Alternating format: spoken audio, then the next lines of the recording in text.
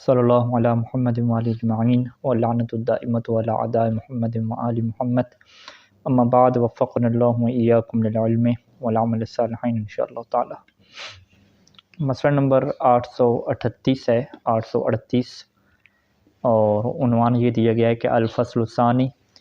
फ़ी ज़बाहति व नहर। यहाँ पे अहकाम अभी बयान करेंगे कि जानवर को जो है वो ज़िबह करने की और जो नहर करने की जो है वो क्या शर्त है। तो नहर जो है वो ख़ास है ऊँट के साथ, उसमें ज़िबह जो है वो नहीं चलता, और ऊँट के अलावा बाकी जितने जानवर हैं उसमें क्या है, ज़िबह के अहकाम आते हैं। बाकी सारे जानवरों में जो है वो शिकार के अहकाम भी क्या आ सकते हैं, वो जो गुज़श्ता शराइत बयान की थी कि वो पालतू क्या है ना हो। अगर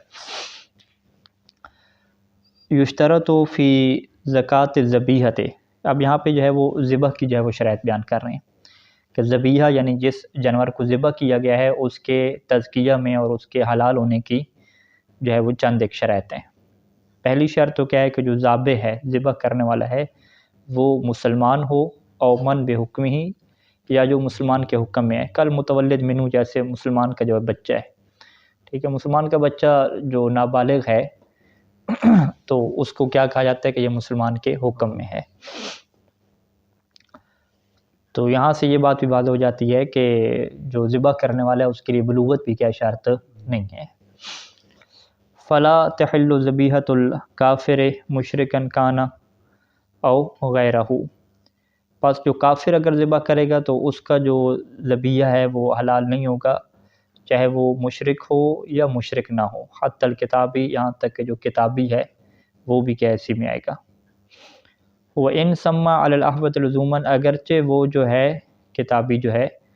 वो सम्मा अल्लाह का नाम भी ले, अल्लाह अकबर कह के ज़िबह करे, ना कि वो हज़रत ईसा का नाम ले या किसी और का, अल्लाह की नाम ले, लेकिन इसके बावजूद भी एहतियात लाजिम के तौर पे वो हलाल नहीं होगा। वला युश्तरतु फ़ील ईमान, फ़ी है यानी ज़ाबे में, ज़ाबे में जो है वो ईमान होना, मोमिन होना, शिया इस्नाशरी होना, ये क्या शर्त नहीं है। फ़तहिल्लु ज़बीहतु जमीअ फ़िरक़िल मुस्लिमीन, फ़िरक़ फ़िरके की जमा, बस मुसलमानों के जितने भी फ़िरके हैं सबका जो है वो ज़बीहा क्या होता है, हलाल होता है।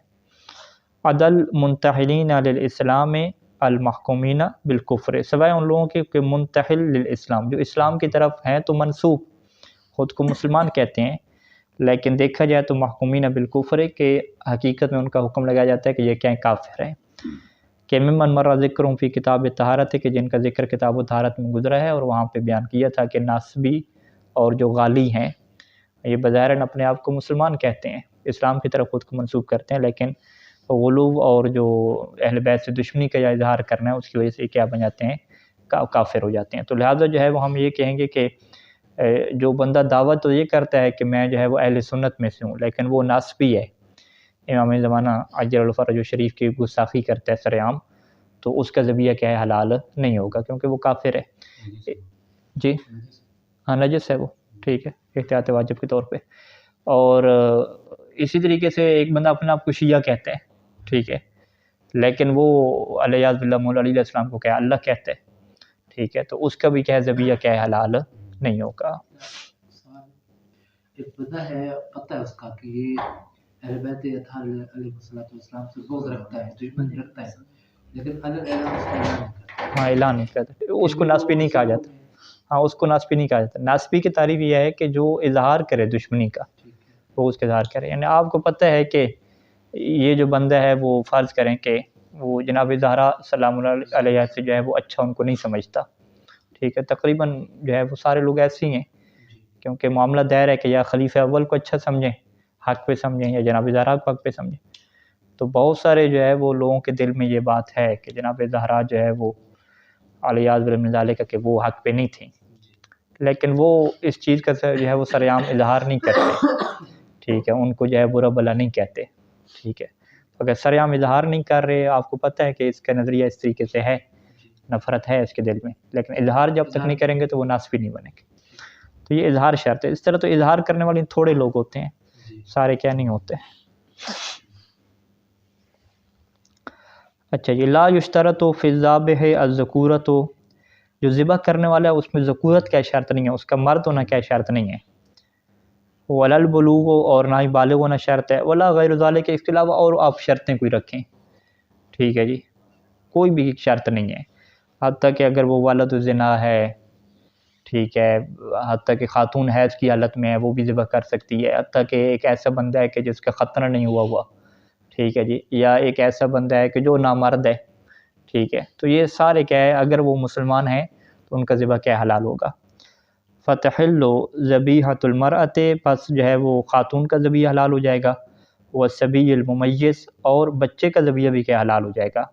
اذا احسن تزکیۃ، کہ جب وہ تزکیہ کو کیا ہے اچھے طریقے سے جو ہے وہ کر سکتا ہو۔ یعنی یہاں پہ نجف میں جو ہے وہ نہائش شہر مدینہ کی دکان پہ چکن لینے گیا تو وہاں پہ چھوٹا بچہ بیٹھا ہوا تھا، تو اس نے وہ چکن نکالا، اس کو ذبح کرنے لگا، تو جب میرے اس نے چہرے کے آثار دیکھے تو کہتے ہیں شیخنا انا بالغ، ٹھیک ہے، کہ میں بالغ ہوں، میں نے کہا تم بالغ نہ بھی ہو تمہارا ذبیحہ کیا حلال ہے، کیونکہ تمہیں اچھے طریقے سے ذبح کرنا آ گیا، ٹھیک ہے، تو یہ کسی کو بتانے کی ضرورت نہیں ہے کہ تم جھوٹ بولو، ٹھیک ہے، حالانکہ واضح لگ رہا ہے کہ تم کیا ہے 8 سال کے ہو، 9 سال کے ہو، 8-9 سال کے، اور لوگوں کہہ رہا ہوں بالغ ہوں، تو کس جیسے بالغ ہو گئے، 8-9 سال میں کیا احتلام تمہیں ہو گیا یا اتنے بڑے بڑے بال آ گئے، تو یہ تو نہیں ہے، ٹھیک ہے، تو لہٰذا جو ہے وہ ٹھیک ہے چکن بیچو، بک جائے گا، فقط یہ کہو کہ انا صبی الممیز، مجھے ذبح کرنا اچھے طریقے سے، پوری دکان کو ہینڈل کر رہا ہے، باپ کی جگہ پہ باپ اندر چلا گیا، تو وہ ممیز ہے، سمجھدار ہے، اور اچھے طریقے سے ذبح بھی کر سکتے ہیں، تو اس کا ذبح کیا حلال ہے۔ اسی طریقے سے خاتون اگر ذبح کرتی ہے، ٹھیک ہے، تو اس کا ذبح بھی کیا حلال ہے۔ وَقَذَا الْأَعْمَى، اعمى جو ہے وہ نابینا انسان، ٹھیک، وہ کہہ سکے یہ تو نابینا ہے، اس نے ذبح کیا ہے، تو اگر اعمى جو ہے وہ صحیح طریقے سے ذبح کر رہے ہیں تو بینا ہونا کیا یہ شرط نہیں ہے۔ والاغلف، اغلف جو ہے وہ اس کے مقابلے میں ہے جس کا خطرہ نہ ہوا ہو، ٹھیک ہے، تو غلاف سے ہے، یعنی وہ خول کے اوپر چڑھا ہوا ہو، کٹا ہوا نہ ہو، اغلف۔ خسی وہی نامرد جیسے کہتے ہیں، خسی ہے، جنوب حالت میں ہے، ٹھیک ہے، حائض خاتون ہے، والفاسق، فاسق شخص ہے ایک، ٹھیک ہے، گالی گلوچ کرتا ہے، نماز کبھی نہیں پڑھی، بے نمازی ہے، فاسق ہے، تو اس کا ذبیحہ بھی کیا حلال ہو جائے گا۔ والد زنا ہے، اس کا ذبیحہ کیا حلال ہو جائے گا۔ کما تحل ذبیحۃ المکرہ وان کان اکراہ بغیر حق، جیسے کہ جو مکرہ کا ذبیحہ ہے جسے مجبور کیا گیا، ٹھیک ہے جی، جو عید پہ جو ہے وہ قصاب جو ہے وہ ٹائم نہیں دے رہا تھا، ٹھیک ہے، گن پوائنٹ پہ جو ہے وہ اسے مجبور کیا اور گن پوائنٹ پہ کیا اسے ذبح کروایا، تو وہ کہے کہ میں تو مجبور ہوں، ٹھیک ہے، مجھ سے زبردستی انہوں نے کیا ذبح کروایا ہے، ٹھیک ہے، پیسے بھی کیا مجھے نہیں دیے فرض کریں، تو ہم کہیں گے کہ وہ جانور حلال ہو جائے گا، ذبح اس نے ٹھیک کیا، اس کے کہا بھی تم اللہ کا نام لے کر قبلہ رخ ہو کے صحیح طریقے سے ذبح کرو، ٹھیک ہے، اس نے صحیح ذبح کر دی، تو ذبیحۃ المکرہ بھی کیا ہے وہ حلال ہے جسے مجبور کیا گیا، وہ انکان اکراہ بغیر، اگرچہ اسے جو مجبور کیا گیا وہ بغیر حق کے ہے، بغیر حق کے ظلمن، یعنی ظلم کے طور پہ کیا اسے مجبور کیا گیا، کوئی حق نہیں بنتا تھا اسے مجبور کرنا، یہ نہیں ہے کہ پہلے کوئی وعدہ تھا آپ کا اور اس کی بنیاد پہ ہو رہا ہے کام، یہ ایسی کسی کو جو ہے وہ گن پوائنٹ پہ زبردستی جو ہے وہ ذبح کروایا بغیر پیسوں کے، کوئی اجرت وغیرہ بھی نہیں تھی، تو کام حرام ہوگا، گناہگار ہوگا وہ بندہ جس نے مجبور کیا ہے، یہ نہیں ہے کہ ہم کہیں کہ یہ کام ہی حلال ہو گیا، یہ کام حرام ہے، لیکن اس سے یہ نہیں کہیں گے کہ وہ جانور کیا ہو گیا حرام ہو گیا، جانور کیا رہے گا حلال رہے گا۔ بالکل ویسی بات ہے جیسے وہ شکار میں کہی تھی کہ وہ وثبی بندوق اٹھائی، کسی کی چوری کی، تیر وغیرہ ساری چیزیں، یا کسی کا جانور جو ہے وہ اٹھا کے جو ہے اسے شکار کر دیا، کسی کا جانور تھا اسے شکار کر دیا، وثبی حالت شکار کیا، تو وہ گناہگار ہوگا، لیکن جانور کیا حلال ہو جائے گا۔ تو یہاں پر بھی یہ قانون ہے کہ وہ جو قصاب ہے وہ اس سے کیا کر دیا، زبردستی مجبور کیا، ٹھیک ہے، وہ اپنے ارادے سے جو ہے وہ کیا نام ہے اپنی خوشی اور اپنی مرضی سے ایسا نہیں کر رہا، پھر بھی کیا حلال ہے۔ اچھا جی، ان یکون الذبح بالحدید مع الامکان، یہ جو دوسری شرط ہے یہ بہت سارے فقہا کے مطابق اور یہ روایات اس کے اوپر بہت زیادہ اختلاف ہے، تو سید سیستانی نے یہی جو ہے فتویٰ دیا ہے کہ ذبح جو ہے وہ حدید کے ساتھ ہو، لوہے کی چھری کے ساتھ ہو، مع الامکان، یعنی جتنا جو ہے وہ ممکن ہو انسان کے لیے، امکان کا کیا مطلب ہے، یعنی لوہے کی چھری مل سکتی ہے، اس کے باوجود وہ لوہے کی چھری سے کیا ذبح نہیں کرتے، تو یہ کیا جائز نہیں ہے، ٹھیک ہے جی، یعنی یہاں پہ نجف میں جو ہے وہ یہاں پہ اکثر قصاب لوگوں نے وہ لوہے کی چھریاں رکھی ہوتی ہیں، ٹھیک ہے، تو ایک پاکستانی نے جو ہے وہ عید کے روز ذبح کرنا تھا، تو میں نے کہا کوئی چھریاں وغیرہ ہیں آپ کے پاس، انہوں نے چھری دکھے، میں نے کہا یہ تو اسٹیل کی ہے، لوہے کی تو نہیں ہے، تو لوہے کی چھری کا ہونا کیا شرط ہے، کہ ہم تو ایسی ذبح کرتے ہیں، کہ نہیں بھی لوہے کی ڈھونڈیں آپ، تو لوہے کیا نہیں مل سکتی، تو وہ بازار گیا لوہے کی لے آیا، لوہے کی وہی پیچھے جو ہے لکڑی لگی ہوئی، 2 میخیں اندر لگی ہوئی، لوہے کی وجہ سے تیز ہوئی، وہ یہ چھری ہے، ٹھیک ہے. وہ کہاں سے ملتی ہے؟ جو حداد ہیں، لوہار ہیں، ان کے پاس سے کیا ملتی ہے. وگرنہ عام مارکیٹ میں پھر طرح اسے نہیں ملی. عام مارکیٹ میں اسٹیل کی کیا اسے چھری مل رہی تھی. تو خالص جو لوہے کی چھری ہے آج کل ملنا یہ بھی کیا مشکل ہے، لیکن مل جاتی ہے مثلا. لیکن اگر فرض کریں ایسے علاقے میں ہے کہ جہاں پہ کوئی لوہے کی چھری مل ہی نہیں رہی، ٹھیک ہے، تو وہاں پہ کیا کہیں گے بھی لوہے کی چھری نہیں مل رہی، تو پھر وہاں پہ صحیح اسلامی فتویٰ کے مطابق اسٹیل کی چھری سے یا کسی اور دانت سے کیا ذبح کرنا جائز ہو جائے گا. تو پہلی شرط کیا ہے جی؟ یقین ذبح ہو بالحدید مال امکان، کہ جب تک لوہے کی چھری موجود ہے تو لوہے سے کیا ذبح کرنا کیا ہے، یہ شرط ہے. فَلَوْ ذَبَحَ بِغَيْرِهِ مَا التَّمَكُّنِ مِنْهُ، اگر ایک بندہ جو ہے وہ لوہے کے علاوہ کسی چیز سے ذبح کرتا ہے، مَا التَّمَكُّنِ مِنْهُ، جبکہ اس کے لیے ممکن بھی تھا لوہے سے ذبح کرنا، چھری مل سکتی تھی اسے، تو لم یحل، تو وہ جانور ہی حرام ہو جائے گا، وہ حلال ہی نہیں ہوگا. وَإِنْ كَانَ مِنَ الْمَعَادِنِ، اگرچہ وہ ایسی معدنیات میں سے ہو، وہ چھری جو ہے وہ یعنی ایسے معدنیات میں سے ہو کہ المنتبع، معدن منتبع اسے کہتے ہیں کہ جن معدن کو کیا ہے نقش و چھاپ وغیرہ کے لیے استعمال کیا جاتا ہے، یعنی چیزوں کو نقش کرنے کے لیے، چیزوں کے اوپر اس کا پانی چڑھانے کے لیے اس کو استعمال کیا جاتا ہے. کا سفرے، جیسے پیتل ہے، پیتل کے جو دانت ہے یہ فقط پتھر وغیرہ کے طور پہ استعمال نہیں ہوتی، بلکہ اس سے چیزیں کیا بنتی ہیں، منتبع وغیرہ، برتن بنتے ہیں، گلاس وغیرہ، چھریاں بن سکتی ہیں، ٹھیک ہے. اسی طریقے سے جو ہے وہ نحاس ہو گیا، نحاس تانبے کو کہتے ہیں، ٹھیک ہے. ذہب، سونا، فضہ، چاندی. الرصاص، الرصاص کسے کہتے ہیں؟ یعنی ایک قسم کی یہ بھی دھات ہے، ٹھیک ہے. اس دھات سے جو ہے وہ عام طور پہ جو سلیٹی کا جو رنگ ہے، ٹھیک ہے، اور جو گولیوں کے اندر استعمال ہوتی ہے، بارودی دھات، اس سے کیا یہ چیزیں بنتی ہیں. سیسہ بھی اس کا ایک معنی ہے، ٹھیک ہے جی. تو ان دھاتوں سے اگر کوئی آلہ بنایا گیا ہے ذبح کرنے والا تو وہ بھی کیا درست ہے، لیکن کب درست ہے؟ کہ جب لوہے کی چھری کیا نہ مل رہی ہو، وغیرہ. ان کے علاوہ اور بھی کچھ ہے. اچھا، یہ کب ہے؟ کہ ما تمکن منہ، جب لوہا ملنا ممکن ہو تو پھر کسی بھی دھات سے جو ہے وہ ذبح کرنا جائز نہیں ہے، چاہے وہ سونے کی چھری ہو، چاندی کی ہو، پیتل کی ہو، جو بھی ہو، ٹھیک ہے، اس سے جائز نہیں ہے. نام اذا لم یوجد الحدید، لیکن اگر حدید یعنی لوہا موجود نہیں ہے تو جاز الذبح بکل ما یقتل الاوداج، تو پھر ہر اس چیز کے لیے ذبح کرنا جائز ہے کہ جو جانور کی جو اوداج اربع ہیں، یعنی جو 4 رگیں ہیں جس کی تفصیل آگے بیان کریں گے، ان کو جو ہے وہ کاٹنے والی چیز ہو. کوئی بھی چیز اس کو اگر کاٹ لیتی ہے، کوئی بھی آلہ ہو، تو اس کی کیا ذبح کر سکتے ہیں. وَإِن لَمْ تَكُنْ هُنَاكَ ضَرُورَةٌ تَدْعُو إِلَى الْإِسْتِعْجَالِ فِي الذِّبْحِ، اگرچہ یہاں پہ کوئی ایسی ضرورت پیش نہ آ جائے کہ آپ کہیں کہ جی آج ہی ذبح کرنا ہے، ٹھیک ہے جی. کل خوف من تلف الحیوان بالتاخیر، جیسا کہ خوف ہے کہ یہ حیوان کیا مر جائے گا اگر تاخیر کریں، کوئی ایسی ضرورت بھی نہیں ہے،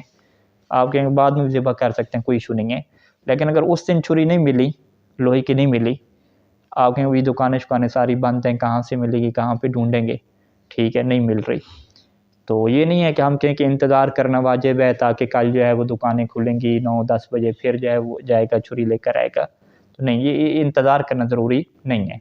ابھی اس نے ذبح کرنے کا پروگرام بنایا اور ابھی چھری اس کو نہیں مل رہی، نہ ابھی بازار سے مل رہی ہے، نہ پڑوسیوں سے مل رہی ہے، کہیں پہ بھی نہیں مل رہی، ٹھیک ہے. تو اس سے ہم کیا کہیں گے کہ جو ہے وہ لوہا کیا ابھی اس کے پاس نہیں ہے، تو لہٰذا وہ جلدی کر سکتا ہے اور ذبح کر سکتا ہے یہاں پہ. اچھا، تو یہاں پہ کسی بھی جو ہے وہ چیز سے ذبح کر سکتا ہے کہ ما یقتل الاوداج، کہ جو اس کی 4 رگوں کو کاٹ دے.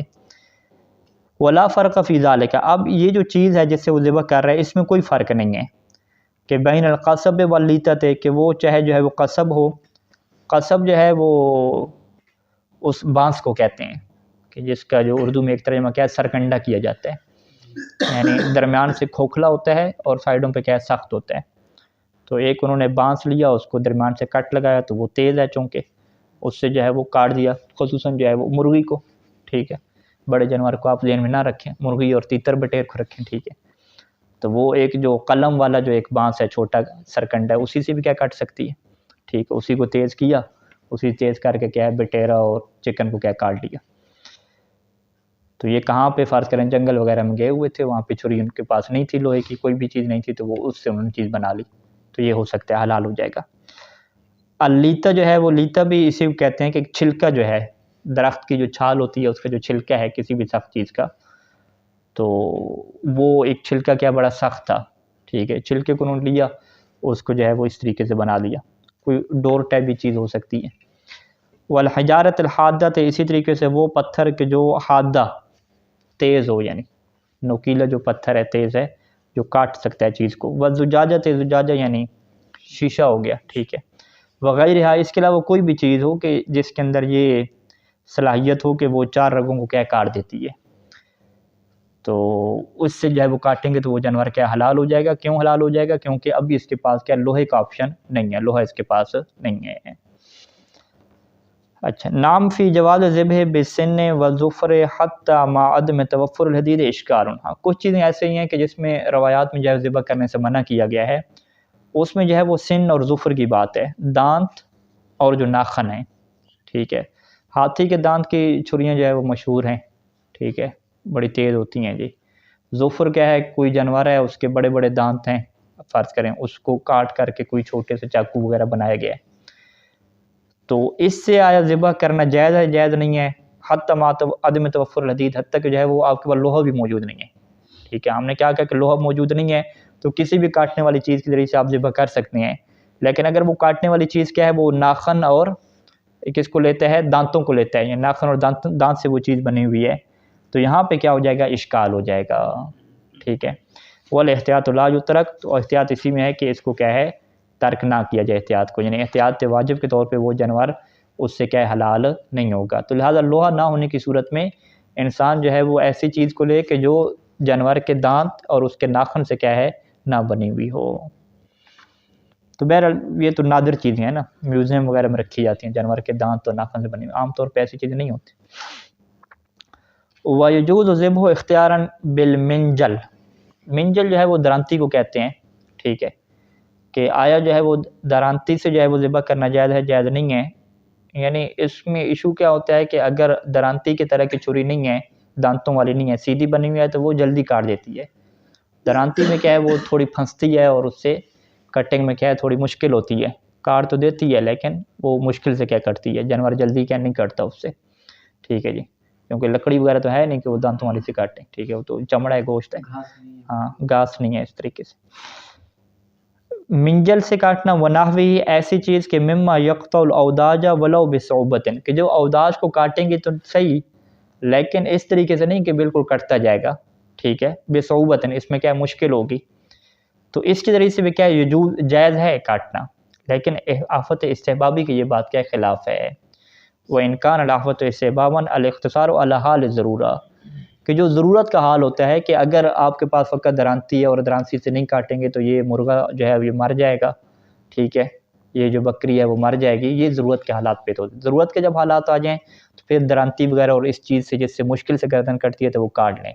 ضرورت کے حالات نہیں ہیں تو وہ انسان جو ہے وہ جان بوجھ کے ایسے آلے کو اختیار کرے کہ جس میں مشکل ہوگی کاٹنے میں، تو یہ مکروہات میں کیا اس کو شمار کیا گیا ہے۔ بعد میں جو ہے جو مستحبات ذکر کیے جائیں گے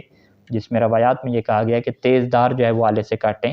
تو یہ چیز کیا ہے مکروہ اور احتیاط مستحب کی بھی کیا ہے خلاف ہے، تو فقط ضرورت کی حالت میں اس کی جو ہے وہ انسان کیا اکتفا کرے اس کے اوپر۔ اچھا، اب یہاں پہ چونکہ مسئلہ یہ بیان کیا کہ حدید یعنی لوہے سے جو ہے وہ کاٹنا جب ممکن ہو تو لوہے سے کاٹنا کیا ضروری ہے۔ اب یہاں پہ ایک بحث آتی ہے کہ کیا خالص لوہے سے جو چیز بنی ہوئی ہے اس سے کاٹنا شرط ہے، یا اگر خالص لوہے سے نہیں بنی ہوئی بلکہ کیا ہے مکس اپ ہے، ٹھیک ہے۔ مکس اپ لوہے کو کیا کہتے ہیں؟ اسٹیل کہتے ہیں، یعنی جو اسٹیل ہے یہ دو چیزوں سے مکس ہو کے بنتا ہے، اسٹیل میں لوہا بھی ہوتا ہے اور لوہے کے علاوہ ایک اور دھات ہوتی ہے کہ جسے عربی میں کیا ہے کروم کہتے ہیں، ٹھیک ہے جی۔ کروم اور جو لوہا ہے اس سے مکس کر کے جو چیز بنائی جاتی ہے اسے کیا کہتے ہیں؟ اسٹیل کہتے ہیں۔ تو اسٹیل کی چھری کو ہم یہ نہیں کہتے کہ یہ لوہے کی نہیں ہے، ہم کہتے ہیں اس کے اندر لوہے کی مقدار بھی شامل ہے، لیکن لوہے کے علاوہ کوئی ایک کیا ہے کروم کی مقدار بھی کیا شامل ہوگی ہے۔ تو اب جو ہے وہ یہاں پہ جن روایات میں یہ کہا گیا کہ حدیث کی جو ہے وہ کاٹیں لوہے سے کیا کاٹیں، تو اس سے کیا یہ مراد ہے کہ خالص لوہا ہو، یا اس سے یہ مراد ہے کہ خالص لوہا نہ بھی ہو، مکس اپ لوہا ہو، بس لوہے کے اندر مقدار ہونی چاہیے، اس سے بھی کیا کافی ہو جائے گا۔ تو صحیح سستانی یہاں پہ فرماتے ہیں کہ اشکال ہے اس میں، یعنی احتیاط واجب کے طور پہ جو ہے وہ خالص لوہا کیا ہے شرط ہے. اگر جو ہے وہ مخلوط ہے، مکس اپ لوہا ہے، کوئی اور دھات اس کے اندر ملی ہوئی ہے، تو احتیاط واجب کے طور پہ وہ جانور کیا حلال نہیں ہوگا. لیکن چونکہ احتیاط واجب کی اشکال لگائی ہے تو اس میں دیگر فقہا کی طرف کیا رجوع کا آپشن بن جاتا ہے. شیخ وحید الخراسانی خدا ان کی حفاظت فرمائے، ان کی طرف یہ جو ہے وہ استفتاء میں یہ بات ذکر ہوئی ہے کہ انہوں نے اسٹیل کی جو چھری ہے اس سے ذبح کرنے کو کیا کافی قرار دیا ہے.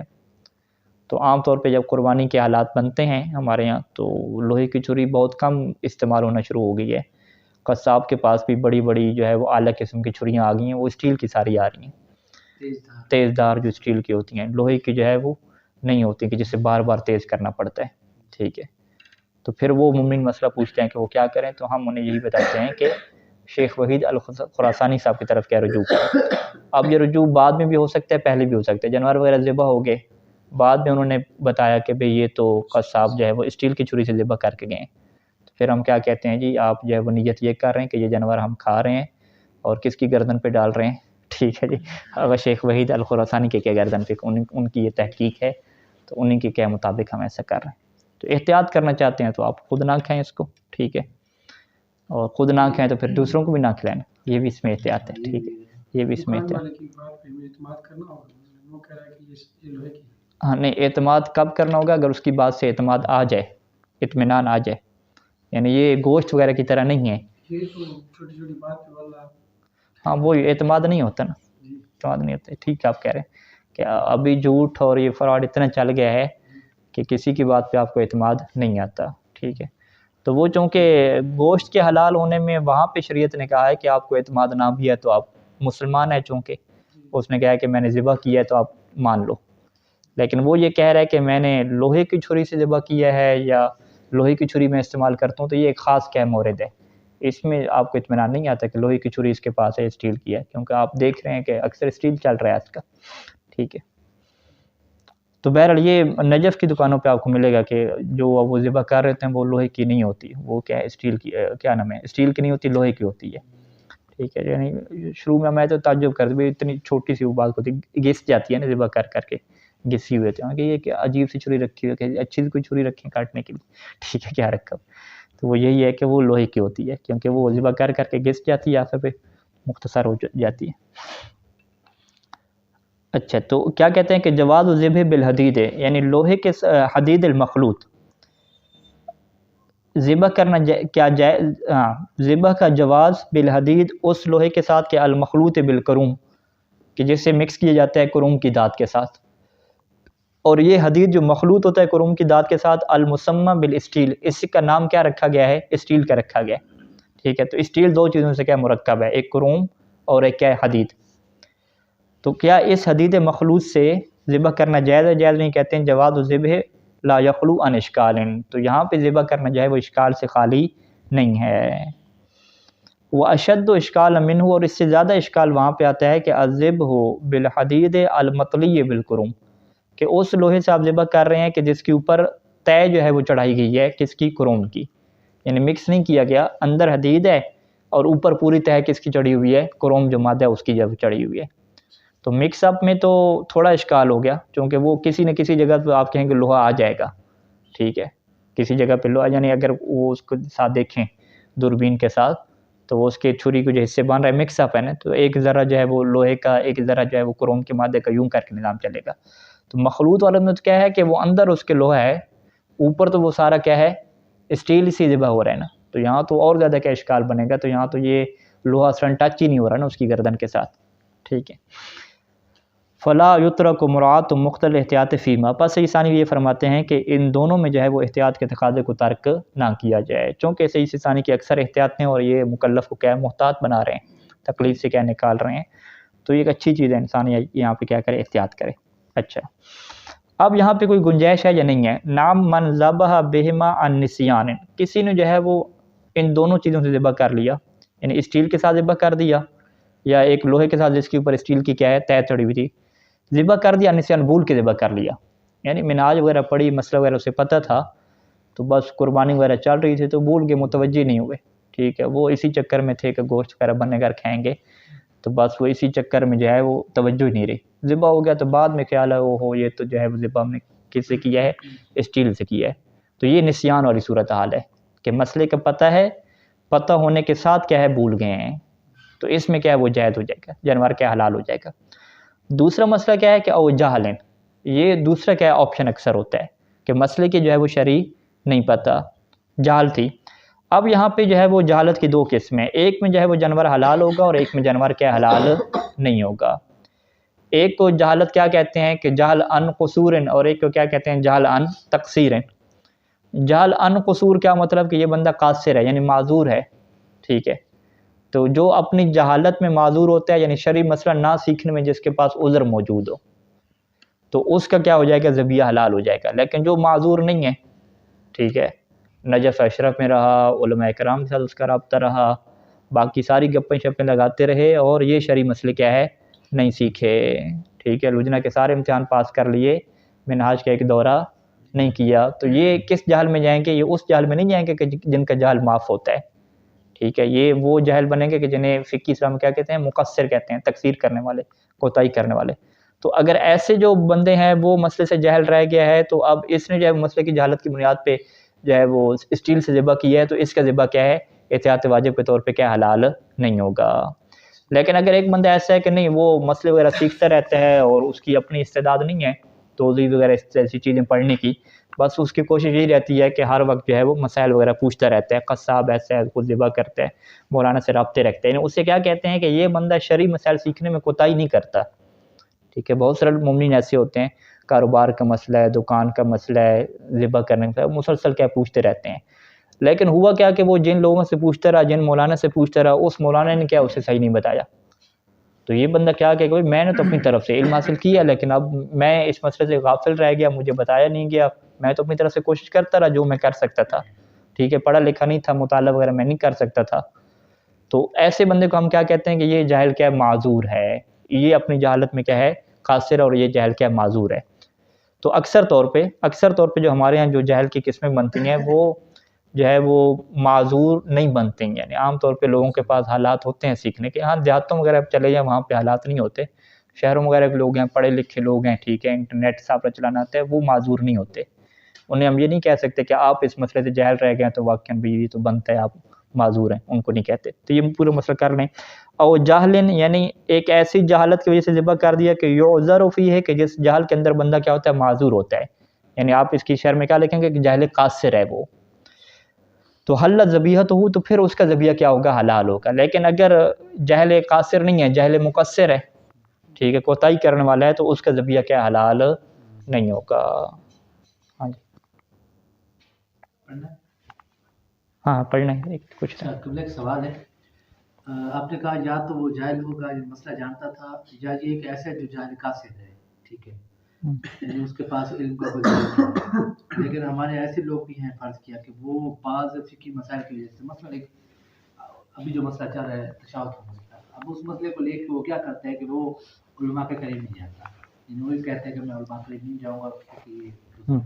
جو بھی رکھتا ہے بھائی، تو آیا اگر وہ بندہ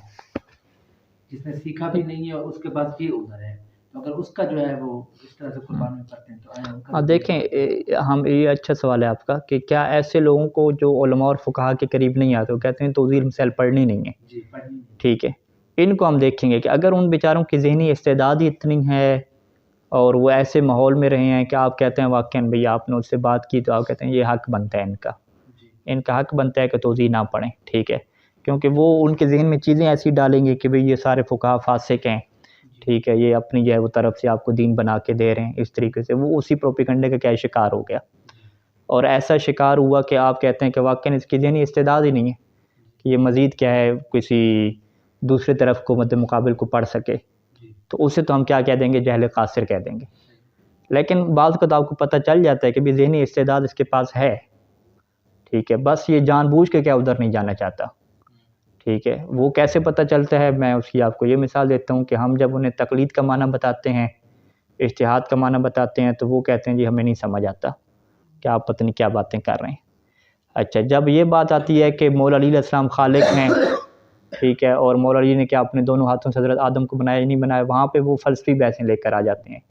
کہ وہ جی خلقت جو ہے وہ ایک طرف جو ہے وہ علت غائی واقعہ ہوتی ہے،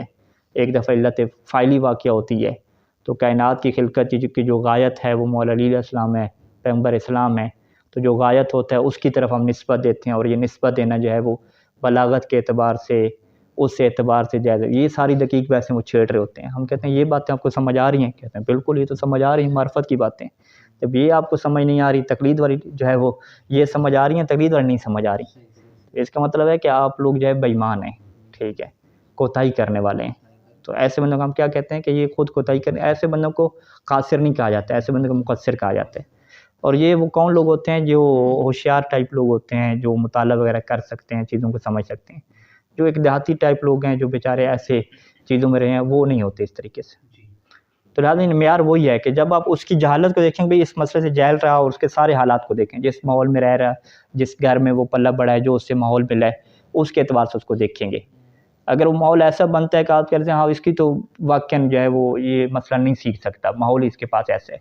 لیکن ایک کے بعد ماحول ایسا ہے کہ وہ سیکھ سکتا ہے لیکن جان بوجھ کے نہیں سیکھ رہا، علماء سے رابطہ ہے، سب سے رابطہ ہے، کر بھی سکتا ہے، پھر بھی نہیں سیکھ رہا، اس کو کیا کہیں گے؟ جاہل مقصر کہیں گے۔ ہاں بالکل بالکل ایسے۔ تو یہ یعنی اصل معیار وہی ہے کہ آپ یہ دیں گے بھی اس کے جہل کے کوئی عذر بنتا ہے یا نہیں بنتا، اگر عذر آپ کو مل رہا ہے اس کا، پھر وہ جاہل قاصر ہوگا، کرنا نہیں ہوگا جاہل قاصر۔ ٹھیک ہے، چلیں جی، اللہم صلی علی محمد و آل محمد۔